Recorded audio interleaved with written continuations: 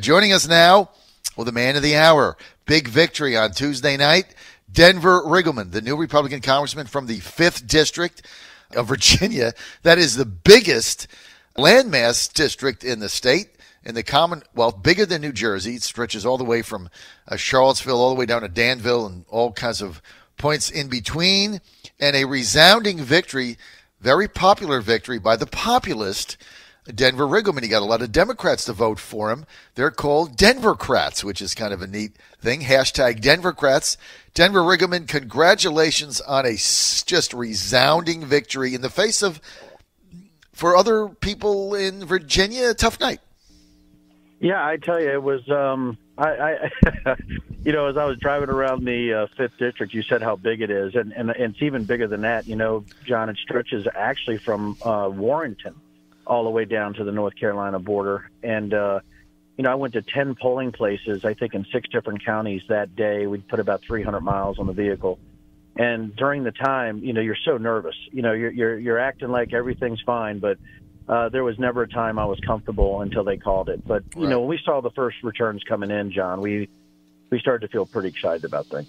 Well, you ought to. Look, you worked hard, but you've brought a new energy there, a new brand of, I don't know if you call it conservatism or populism, but you're more of an independent, and I think that played very well in the district. And, you know, you look at Virginia, and the 3 seats we lost, one of them was a long shot. I mean, Northern Virginia's gone. There's not much we're going to be able to do about that. The demographics has changed, and Barbara's the only person I think that ever could have maintained that seat. With her out, I don't see the Republicans getting it back. But, you know, you look at the 7th and the 2nd, both of those seats I thought the Republicans would hold, and they were not able to do that. They have a chance, you think, to get those back in 2020? I do, because I don't think there's going to get look, Democratic majority in Congress. I mean, what would you say the odds are, John, of anything getting done as far as positive economic policy? Zero. During these next 2 years. And I think there's going to be a lot of anger. And if you see some of the people that were elected, I mean, look at Ocasio-Cortez and some of these individuals that really have no idea what to do or what happens in the real world or what economic policy is or what to remove to allow people to succeed. It's an anti-liberty Democratic majority. So it's going to be interesting. And when they get nothing done, I think we have a chance to get the 2nd and the 7th back in the next 2 years. And I'm going to work to do everything I can to make sure that happens. Well, I think you're right earlier that right now the Democrats have an 11-seat majority that's very tenuous. 18 of the races they won were by 3 percentage points or under, and 15 of those in districts that Trump carried. So the Republicans go into this thing, Denver, just talking reality here, they go into it with 206 seats, but I don't think any of those 206 seats are at risk, because if they were going to lose them, they would have gone down in this 2018 midterm. So I think, you know, the Republicans were on the defensive in the House from the very first day. They were just playing defense. Now I think you go to 2020 with Trump on the ballot, things change a little bit. Their magic number is 12, and the president has carried 15 districts where Republicans. Remember all the talk last year about the number of districts that Hillary carried and how that was going to change the map, and that's why the Democrats were going to win. Well, you go to 2020, Denver, it's the exact opposite.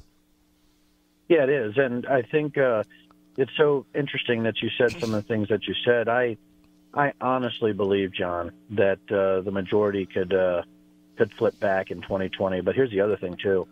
The Democrats aren't careful, that flip back is going to be pretty violent. And I think listen, let the tax cuts sunset. Let's see what happens to GDP. Let's see what happens to job growth.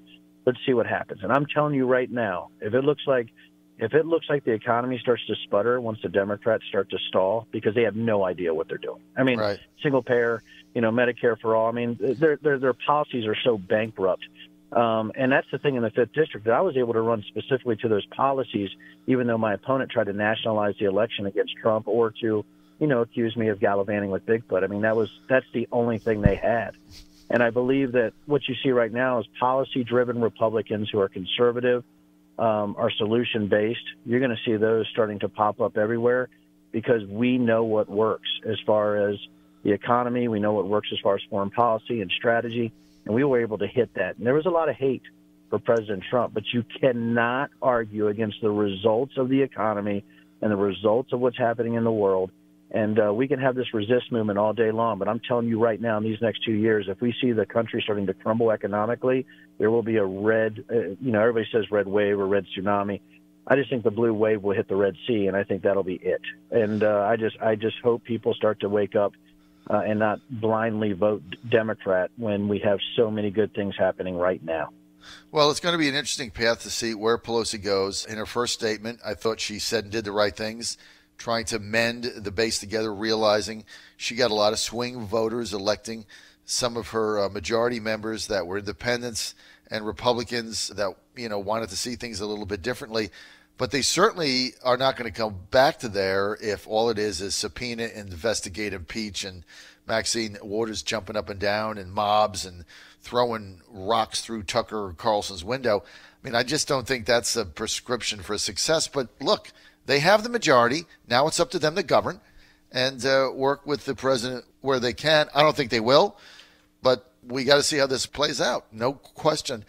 Denver Riggleman with us. He is the new Republican congressman of the 5th District in Virginia. Many people say that Denver is the future of the Republican Party in Virginia. If there is one, if there is a future, that he would be it. His brand of independence and populism, a little bit different than some of the more traditional conservatives that we have. Denver, you're in an interesting position right now because you are different, and you're going to have to vote for a minority leader. And there's 2 candidates we expect to be in the race. Jim Jordan, who has already announced, the former chairman of the Freedom Caucus, and we expect it to be Kevin McCarthy. Have you been contacted, Denver, by either of these congressmen? Well, yes, but none of them yet has asked for support. I think I have breakfast with the Freedom Caucus next Wednesday morning. And I got a feeling that I'm going to have a very good discussion with Jim Jordan. I'm sure that during the orientation, I'll have a very good discussion with Kevin McCarthy. So it's going to be interesting with the minority leaders and actually who else is coming out of the woodwork also. And I'm excited to see if there's some other people. And what I've been asked is that, nobody who's been elected yet, we're not going to publicly say who we're supporting yet based on the fact that we're bringing the Republican Party together. So I will definitely have some answers for you shortly. Are you going to join the Freedom Caucus? I am. That was my word to the constituency, and yes, I will. Very good. I think Ben Klein also said he was, if I recall. So that'll put another 2 members in the Freedom Caucus, and I'm glad. Well, we had some Freedom Caucus members lose, as you know, and right. There's some depletion there, so it got a bit smaller. So I think there's going to be new blood infused, into the Freedom Caucus. The president doing a proclamation today to change the way we do asylum in order to alter the number of people that come into the United States seeking asylum. He wants them to first go through the port of entry, which is the legal way. But right now, many asylum seekers come in, they don't claim asylum until they're apprehended, and then that turns out to be a mess. So that'll get challenged. But what do you think of this whole caravan thing now? Now that you're actually an elected congressman. I mean, I'm not changing, what I said beforehand is that, there's so many people who came in legally, and even talking to, those who legally immigrated into the United States, which I've had the just pleasure of speaking to so many, John, they're pretty livid that they had to go through the legal ways of doing things, go through that process, which is lengthy, which is specific, and which is rule of law. I'm still right down the line. What I told you when I was running is that if you're going to seek asylum, you do it the proper way. But we do have to fix that to make sure that that proper way of seeking asylum is very specific and defined. And I do believe in port of entry for asylum seekers. Obviously, I want a secure border. It's one of the things that I ran on. But I also know that at some point Congress has got to address this in a cogent way.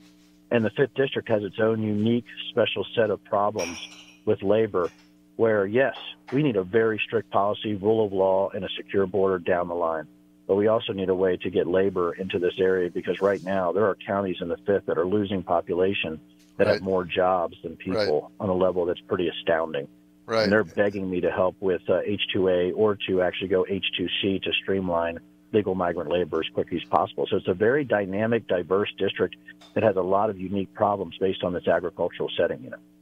Well, look, we need legal immigration in order to augment the labor force that we have. And what the president has said is he wants a merit-based system where legal applicants and those that are seeking visas, they're put to the top of the line when we have an economic need. So if they come and they can get a job and contribute to the betterment of society and to themselves and their own families, so that makes sense.